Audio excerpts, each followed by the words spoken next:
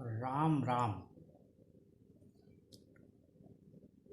अगर हमें अंधेरे से बहुत डर लगता है तो आंखें बंद करके रखने में कोई समझदारी नहीं है।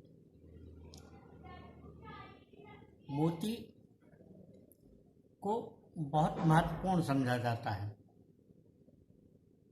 मोती को लेकर के उसकी चमक के कारण लोगों के मन में बहुत आकर्षण होता है। इसकी वजह से लोग उसे अपने आभूषण के रूप में अपनाते हैं और अपने अंगों पर धारण करके सुख और बहुधा गौरव का भी अनुभव करते हैं। उन्हें देख करके दूसरे बहुत सारे लोग आकर्षित होते हैं, लेकिन न केवल उन्हें पहनने वाला बल्कि उन्हें देखने वाला भी यह भूल जाता है कि उन मोतियों को माला के रूप में एकत्रित करने में अथवा किसी आभूषण में लगा करके उसे प्रस्तुत करने में उस धातु अथवा माला के धागे की बहुत अहमियत होती है। वह माला का धागा ही है जो अदृश्य रह करके भी उस माले को न केवल बनाता है बल्कि उसे अहमियत देता और उपयोगी बनाए रखता है। इसी प्रकार से उदाहरण के लिए अगर हम मोती को अपनी अंगूठी में या अन्य किसी आभूषण में धारण कर लें तो वहाँ मोती की चमक तो दिखेगी, लेकिन मनुष्य इस बात का एहसास नहीं कर पाता है कि उस मोती को अंगूठी या आभूषण में जड़ने के लिए सुनार ने उस धातु को कितना गरमाया होगा, उसे कितना पीटा होगा, तब जाकर के वह आभूषण बना। लेकिन आभूषण की पहचान वह मोती बन जाती है। लोग धातु को भी भूल जाते हैं। यह कहने का आशय सिर्फ यह है कि किसी भी चीज या बात के दो पहलू होते हैं। बात में स्पष्टता का होना बहुत आवश्यक है। वह चाहे किसी भी स्तर पर हो, किसी वरिष्ठ के द्वारा हो, किसी समकक्ष के द्वारा अथवा किसी कनिष्ठ के द्वारा। किसी भी बात की प्रस्तुति की जो अहमियत होती है वास्तव में वह उसकी उपयोगिता के आधार पर होती है।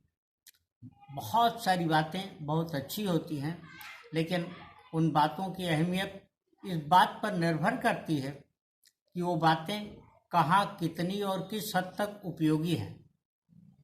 ठीक इसी प्रकार से कई बार कुछ लोग अपने ज्ञान को अधिक अच्छा अनुभव करते हुए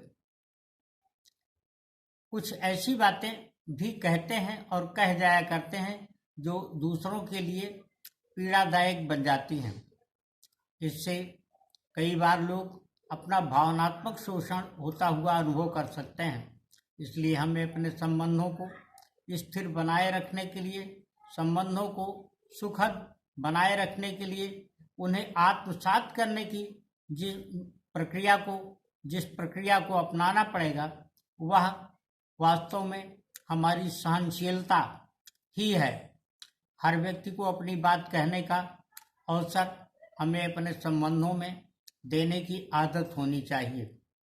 कोई भी व्यक्ति अगर उसके मन की बात को कहने का अवसर हम उसे नहीं देते तो वह कहीं दूसरी जगह किसी न किसी रूप में अवश्य प्रस्फुटित होगी, और जब वह प्रस्फुटित होगी तो वह दूसरा कोई रूप ले सकती है। संबंधों में वह कोई भी हो सकता है, हमसे वरिष्ठ हो सकता है, हमसे कनिष्ठ हो सकता है अथवा हमारा समकक्ष हो सकता है।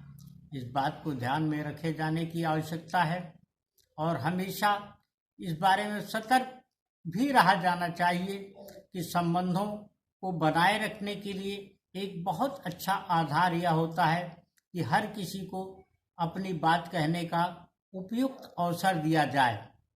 किसी वजह से अगर वह बात उस समय ठीक ना हो तो हमें विनम्रता पूर्वक अपने वरिष्ठ से अथवा प्रेम पूर्वक अपने कनिष्ठ से अथवा सम्मान के साथ अपने समकक्ष व्यक्ति से यह आग्रह कर लेना चाहिए, यह निवेदन कर लेना चाहिए या अनुरोध कर लेना चाहिए कि कृपया इस बात को अलग किसी समय पर कहें। अभी जो बात हम कह रहे हैं, कर रहे हैं, वह अधिक उपयोगी और अधिक महत्वपूर्ण है। इसको सुन लेने के उपरांत आपको निश्चित तौर पर फायदा होगा।